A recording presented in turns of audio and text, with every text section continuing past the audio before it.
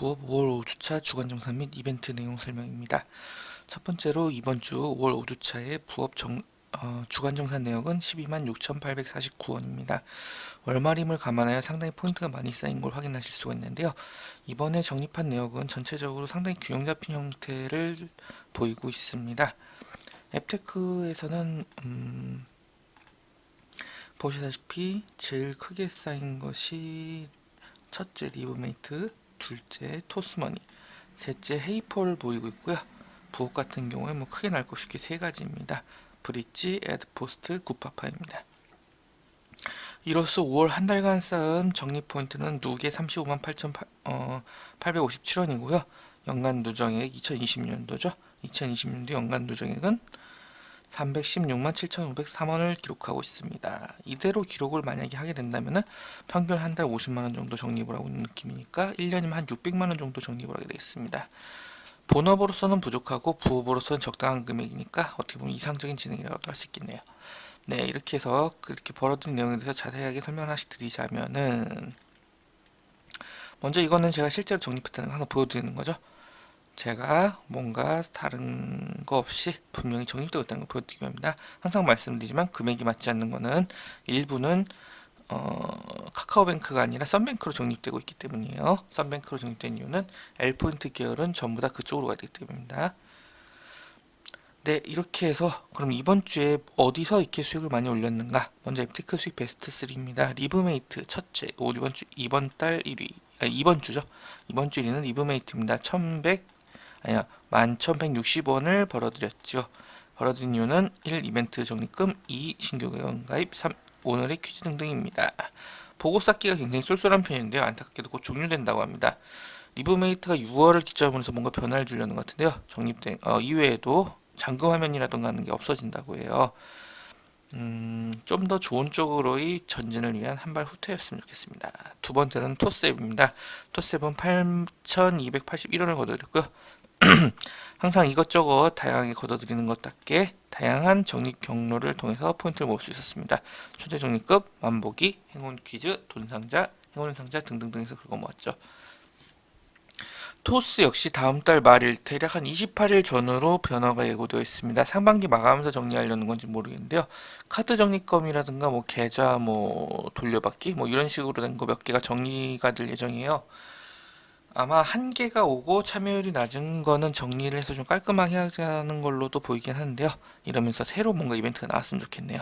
행운 상자도 뭔가 좀 바뀐다고 그래요, 참고로. 마지막으로 세 번째는 헤이폴입니다. 헤이폴은 설문조사 사이트인데요. 이렇게 많이 쌓인 이유는 별거 없고 그냥 설문을 해서 많이 했습니다. 한 번은 퇴근길에 제대로 물렸는데 1,000원 받으려고 퇴근 시간이 30분이었어요. 이게 좋은 건지 나쁜 건지는 여러분들의 판단에 맡기겠습니다. 될 수 있는 한 설문 참여는 퇴근 시간 전같이 좀 급한 때는 하지 않으시는 걸 권장드릴게요. 두 번째로 5월 5주차 주간 부업 수익 베스트 3입니다. 첫 번째로는 단연 네이버 에드포스트 4월분 정산 내역이고요. 64,348원입니다. 세금 떼고 이렇게 들어온 거죠. 한 몇 개월 전에 10만원 정도를 돌파해가지고 앞으로 이 정도 수준으로 나오려고 했는데 그렇진 않아요. 이게 제가 조회수, 블로그 조회수랑도 연계가 되긴 하는데 어쨌든 간에 이거를 어떻게 해야지 유지가 될지 좀 고민이긴 합니다. 두 번째로는 브릿지 2회차 정산입니다. 21,000원을 기록을 했네요. 소설 연재 사이트인 브릿지고요. 여기서 제가 정산을 해서 지금 두 번째로 돈을 받았습니다. 돈을 쌓은 포인트는 출석, 단문 후원, 리뷰 공모입니다. 제 블로그에 관련 포스팅 있으니까 혹시 궁금하신 분 한번 참고를 하시면 좋을 것 같고요. 참고 여기서 공모 같은 경우는 반드시 쓴다고 선정돼서 돈을 주는 게 아니니까 크게 기대하지 않고 이렇게 씨를 뿌린다는 느낌으로 하시면 좋을 것 같습니다. 참고로 이렇게 돈을 받는 외에도 여러 가지 물건을 받을 수 있는 이벤트가 많으니까요. 소설에 관심 있는 분도 한번 해보셔도 좋을 것 같습니다. 세 번째로는 구파파입니다. 구파파 3회차 정산이고요. 실버 등급으로 올라와서 출금을 다시 한번 했습니다. 실버 등급 기준으로 해서 포인트 환급률은 약 70%니까요. 네, 그렇죠. 아직 갈 길이 멀죠. 요 다음으로 골드인데 골드가 참고로 요 2배가 걸립니다. 지금까지 본 거예요. 2배요. 아마 한참 걸릴 것 같습니다. 어쩌면은 6월 말에나 올릴지 않을까 싶기도 해요. 네, 어느 쪽이든 간에 이런 식으로 해서 어쨌든 간에 포인트 적립할 때 바꿀 때 좀 손해를 보긴 하지만은 그래도 어쨌든 꾸준히 들어오니까 열심히 하고 있습니다. 네, 이런 식으로 이번 주 부업 수입은 공교롭게도 뭔가 모두 써서 받은 수익들이었습니다. 다음 달에는 조아라 쪽에서도 조금 돈이 들어올 예정이니까 한 항목이 더 늘어나지 않을까 싶어요. 네이버 에스포스는 이제 제가 나름 이거 수익을 늘려보려고 이것저것 했는데요. 뭐 인플루언서음이라던가. 근데 결과적으로 되려 소익이 떨어져서 좀 고민이 깊어졌습니다. 요즘 신누락이니 뭐니 하고 사람들이 난리가 났는데 저도 그건 좀 체감이 안 되는데 요즘 들어서 좀 변하는 것 같긴 하더라고요. 막 글 올린 거 며칠 내로 훅 내려와서 막 찾을 수도 없고 이거를 개인 단위에서 어떻게 대응하는 게 참 어려워가지고 어찌될지 좀 고민을 하고 있습니다. 네, 어쨌든 간에 좀 존버하면서 계속 버텨봐야겠죠. 개인이 할 수 있는 최소한의 대응일 것 같습니다. 두 번째로 앱테크 및 부업 진행 상황입니다. 신규 앱테크 진행 상황은 여기엔 없는데 세 번째, 그렇죠. 제 폰에 있는 세 번째 화면에는 몇 개 있습니다. 한 5개 정도 있는 것 같아요. 이거를 여기다 올릴까 했는데 안정성이라는 측면도 있고 솔직히 이 정도만 해도 제 생각에 한 10분 정도 걸려요. 앱테크가 10분 이상 걸리면 좋은 거 아니나 생각해가지고 엄선해서 알려드린 쪽으로 진행을 하려고 합니다. 아마 다만 이제 여기 나와 있는 것 중에서 롯데온 같은 경우에는 다음 달 이벤트가 어떻게 될지 몰라가지고 아마 뒤로 옮기지 않을까 싶어요.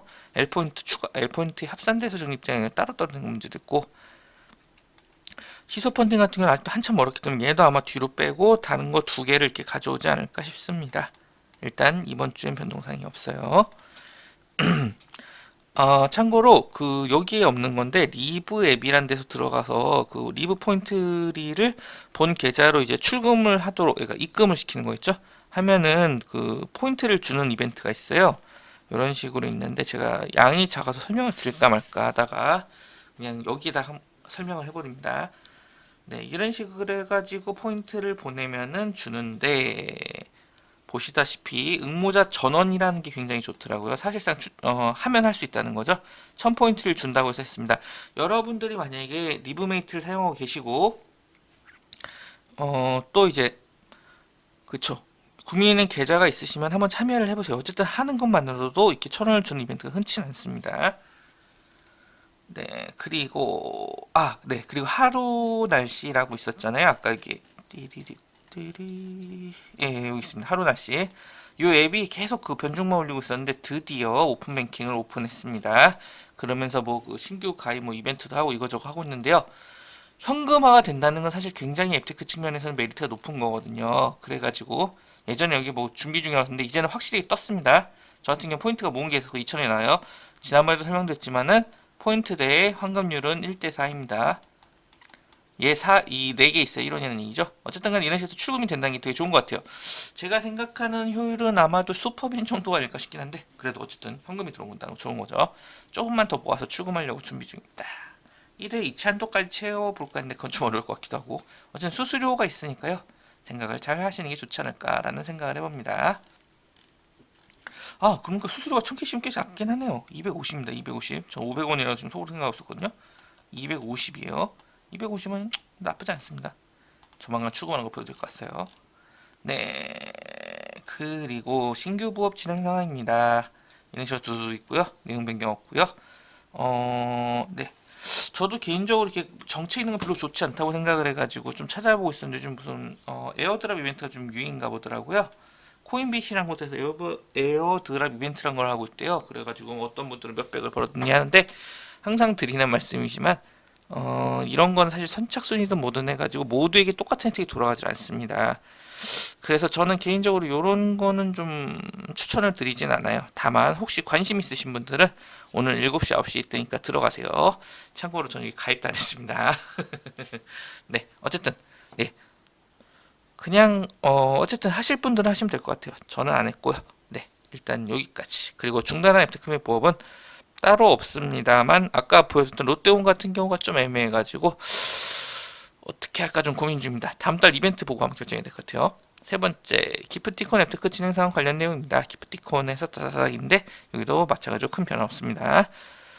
한때 이렇게 2페이지까지 먹었는데 어떻게 하면 이렇게 쫙 줄어들게 됐네요.